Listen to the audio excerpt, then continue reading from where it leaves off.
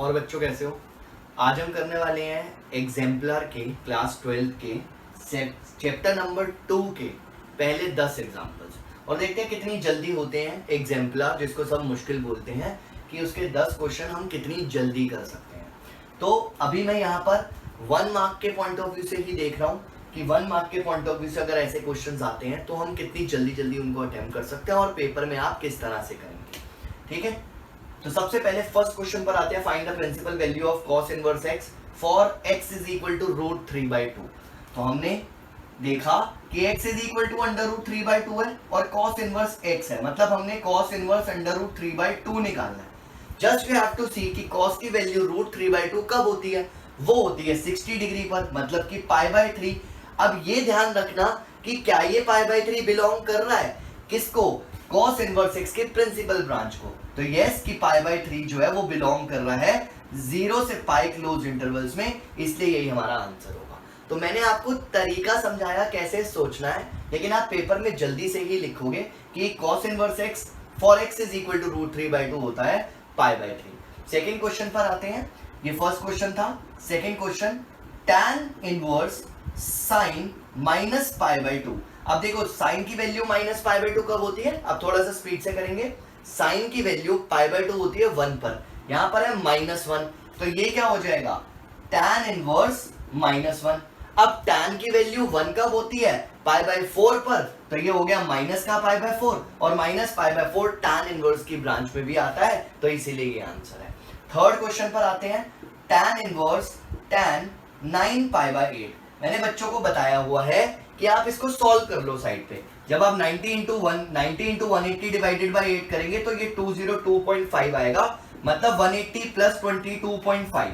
तो सिंपल है, tan inverse tan pi plus π/8, इसको ब्रेक कर लिया तो ये देखो यहां से क्या आ गया? tan इनवर्स tan π/8 और ये π/8 ब्रांच में भी आ रहा है -90 से 90 ओपन इंटरवल्स में, तो ये भी आंसर हो गया। तो जल्दी से करने की कोशिश करनी है। फोर्थ क्वेश्चन, थोड़े से कॉन्सेप्ट्स को ध्यान में रखते हुए फोर्थ क्वेश्चन लिखा हुआ है tan ब्रैकेट में tan इनवर्स -4। अब tan inverse x is equal to x तभी होता है जब x बिलोंग करता है रियल नंबर्स को और -4 रियल नंबर्स को बिलोंग करता है। कुल बेसिक सा। फिफ्थ क्वेश्चन पर आते हैं। पांचवा क्वेश्चन है cos इनवर्स cos 13π/6। तो ध्यान से देखो, 13π/6 इज 390, तो 390 को लिख सकते हैं 360 प्लस 30, तो this is cos inverse cos 2π plus π/6। तो ये फर्स्ट क्वाड्रेंट में आ रहा है, तो इसीलिए इसको हम cos π/6 लिख सकते हैं और इसका फाइनल आंसर होगा π/6। तो ये ध्यान रखना। क्वेश्चन नंबर 6 पर आते हैं। This is tan inverse √3 minus sec inverse minus का 2। फटाफट से कैलकुलेशन। √3 tan कब होता है? 60 पर, π/3। मैं डायरेक्टली लिख रहा हूं। अब अगेन माइनस sec की वैल्यू 2 कब होती है? sec की वैल्यू 2 होती है π/3 पर, बट ये नेगेटिव है और sec की ब्रांच में नेगेटिव तो आता नहीं है। तो मैंने ये बताया हुआ है कि जब भी ब्रांच में नहीं आ रहा, just you have to do π minus theta. तो हम इसको ब्रैकेट में π माइनस π/3 कर देंगे। दिस इज π/3 माइनस π प्लस π/3, तो ये हमारा क्या आ जाएगा? 2π/3 माइनस π। अगर हम इसका एलसीएम लेंगे तो फाइनल आंसर क्या आएगा?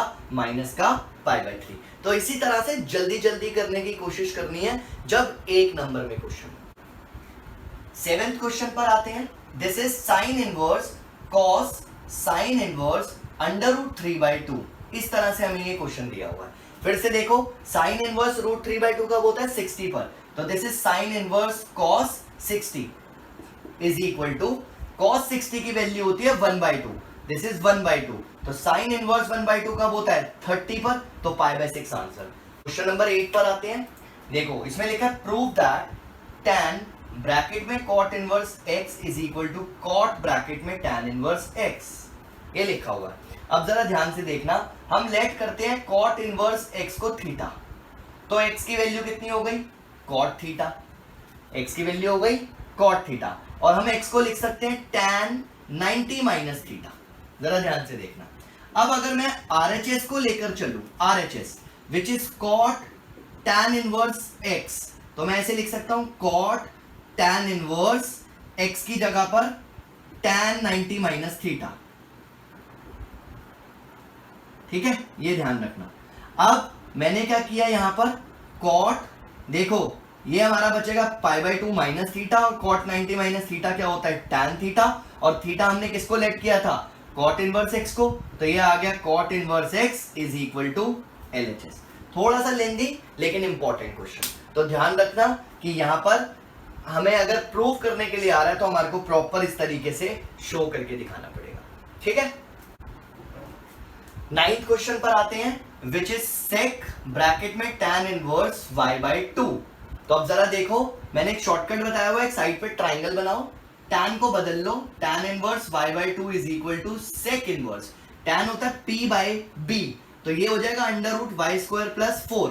तो आप सेक की टर्म्स में अगर लिखना चाहो वो होता है h/b, तो आप इसको लिखोगे y² प्लस 4/2, तो दिस इज सेक ब्रैकेट में सेक इनवर्स √y² प्लस 4/2, तो फाइनली क्या बचा, y² प्लस 4/2 आंसर, सिंपल, ठीक है। तो मैंने क्या बताया कि tan जो है वो y/2 p/b, वहां से मैंने h निकाला, सेक होता है h/b, तो मैंने h/b की टर्म्स में लिखा, यहां पर कैंसिल होने के बाद ये y² प्लस 4/2 आ जाएगा। 10th क्वेश्चन पर आते हैं, tan ब्रैकेट में cos इनवर्स x, इसको बाय 1 करके फिर से साइड पे ट्राइंगल बनाओ, cos होता है b/h, ये आ जाएगा 1 माइनस x² अंडर रूट, तो आप इसको लिख लो tan inverse √1 minus x² divided by x, तो इस तरह से अब देखो p/b लिखा, तो फाइनली आंसर क्या आया, √1 minus x² divided by x, तो this will be the final answer. तो आपने देखा कि हमने 10 क्वेश्चन कितनी जल्दी करे, और आप लोग भी इस तरह से प्रैक्टिस करो, कॉन्सेप्ट्स को याद करो, ताकि आप लोग भी एग्जाम में जो 1 मार्कर आते हैं 20 मार्क्स के, अगर वो जल्दी जल्दी से कर लोगे तो उसके बाद पेपर आपका बहुत आराम से और जल्दी से खत्म हो जाएगा, ठीक है। नेक्स्ट वीडियो में नेक्स्ट 10 क्वेश्चन और लेकर आऊंगा इसी तरह के, और फिर उनको भी और तेजी से करने की कोशिश करेंगे।